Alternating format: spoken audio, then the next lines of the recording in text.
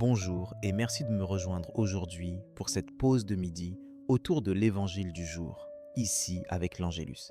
Je suis vraiment heureux de partager ce temps avec toi. Peut-être que tu traverses une saison où l'incertitude domine, où le monde autour de toi semble fragile ou menaçant, où certaines de tes sécurités s'effritent. Dans ces moments, il est naturel de chercher des repères, de s'appuyer sur ce qui paraît solide, que ce soit des relations, des situations matérielles ou des habitudes rassurantes.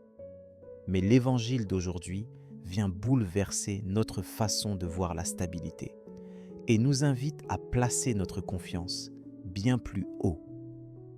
Le thème que nous allons explorer ensemble, c'est celui de la persévérance au cœur des tempêtes, de la fidélité à Dieu, même lorsque tout semble vaciller.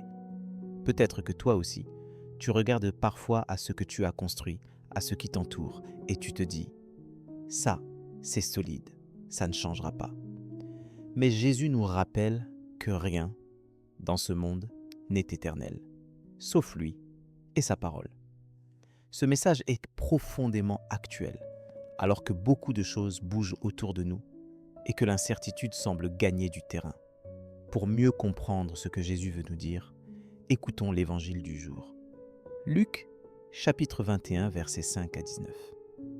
En ce temps-là, comme certains disciples de Jésus parlaient du temple, des belles pierres et des ex-voto qui le décoraient, Jésus leur déclara « Ce que vous contemplez, des jours viendront où il n'en restera pas pierre sur pierre. Tout sera détruit. » Ils lui demandèrent « Maître, quand cela arrivera-t-il? Et quel sera le signe que cela est sur le point d'arriver ?» Jésus répondit « Prenez garde de ne pas vous laisser égarer, car beaucoup viendront sous mon nom et diront « C'est moi » ou encore « Le moment est tout proche. Ne marchez pas derrière eux. » Quand vous entendrez parler de guerre et de désordre, ne soyez pas terrifiés. Il faut que cela arrive d'abord, mais ce ne sera pas aussitôt la fin. Alors Jésus ajouta « On se dressera nation contre nation, royaume contre royaume. Il y aura de grands tremblements de terre et, en divers lieux, des famines et des épidémies, des phénomènes effrayants surviendront et de grands signes venus du ciel. Mais avant tout cela, on portera la main sur vous et l'on vous persécutera. On vous livrera aux synagogues et aux prisons, on vous fera comparaître devant des rois et des gouverneurs, à cause de mon nom. Cela vous amènera à rendre témoignage. Mettez-vous donc dans l'esprit que vous n'avez pas à vous préoccuper de votre défense. C'est moi qui vous donnerai un langage et une sagesse à laquelle tous vos adversaires ne pourront ni résister ni s'opposer.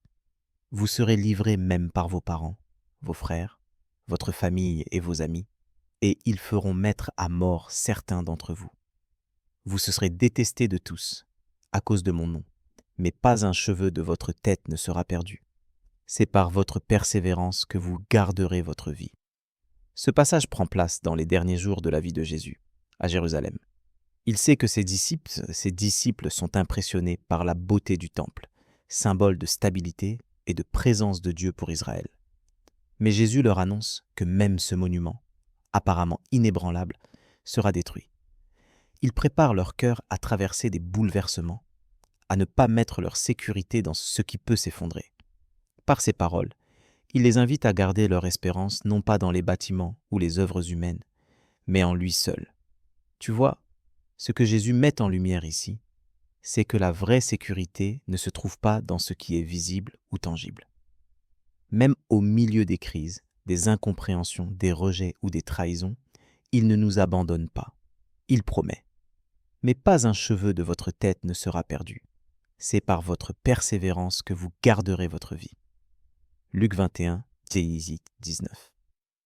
Et il ajoute une assurance incroyable.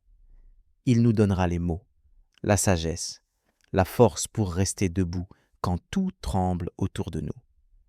Cette promesse rejoint ce que Paul écrit dans Romains chapitre 8, versets 38 à 39. « J'ai l'assurance que ni la mort, ni la vie, ni les anges, ni les dominations, ni le présent, ni l'avenir, ni les puissances, ni la hauteur, ni la profondeur, ni aucune autre créature ne pourra nous séparer de l'amour de Dieu manifesté en Jésus-Christ, notre Seigneur. » Alors, Comment vivre cela concrètement aujourd'hui? Il s'agit de rester proche de Jésus, de cultiver chaque jour cette relation vivante avec lui par la prière, la lecture de la parole et la confiance dans ses promesses, même lorsque tout invite au découragement. Quand la tempête souffle, rappelle-toi ce que dit Psaume, chapitre 46, versets 2 à 3. Dieu est pour nous un refuge et un appui, un secours qui ne manque jamais dans la détresse. C'est pourquoi nous sommes sans crainte quand la terre est bouleversée. Prends le temps aujourd'hui de remettre à Dieu tout ce qui t'inquiète, tout ce qui semble perdre sa stabilité. Tu peux, par exemple, prendre quelques minutes en silence pour confier à Jésus ce qui t'angoisse, ce qui te fait peur quant à l'avenir. Demande-lui de renouveler ta foi, de t'offrir cette paix dont il parle dans Jean chapitre 14, verset 27. Je vous laisse la paix, je vous donne ma paix. Je ne vous donne pas comme le monde donne. Que votre cœur ne se trouble point et ne s'alarme point. Laisse sa paix envahir ton cœur, même si tu ne comprends pas tout, même si tu ne maîtrises rien. Maintenant, je te propose de t'unir à moi dans la prière, pour demander à Dieu de nous aider à vivre cette persévérance confiante dont parle l'Évangile d'aujourd'hui. Ouvre-lui ton cœur, tel que tu es. Père, tu vois combien notre cœur est parfois ébranlé par les tempêtes de la vie, par les incertitudes et les bouleversements de ce monde. Nous te remercions pour la parole de Jésus, qui nous rappelle que tout ce qui est humain peut vaciller, mais que toi, tu restes fidèle pour toujours. Donne-moi la grâce aujourd'hui de ne pas chercher ma sécurité dans les choses qui passent, mais de m'enraciner en toi, source de paix et de stabilité. Aide-moi à persévérer quand je me sens attaqué ou incompris, à ne pas baisser les bras même lorsque ceux qui me sont chers se détournent ou me rejettent à cause de ton nom.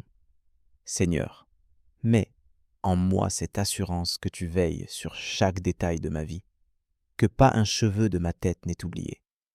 Apprends-moi à écouter ta voix, à recevoir ta sagesse et tes paroles quand je dois témoigner, et à ne pas craindre ce que les autres pourraient penser ou dire.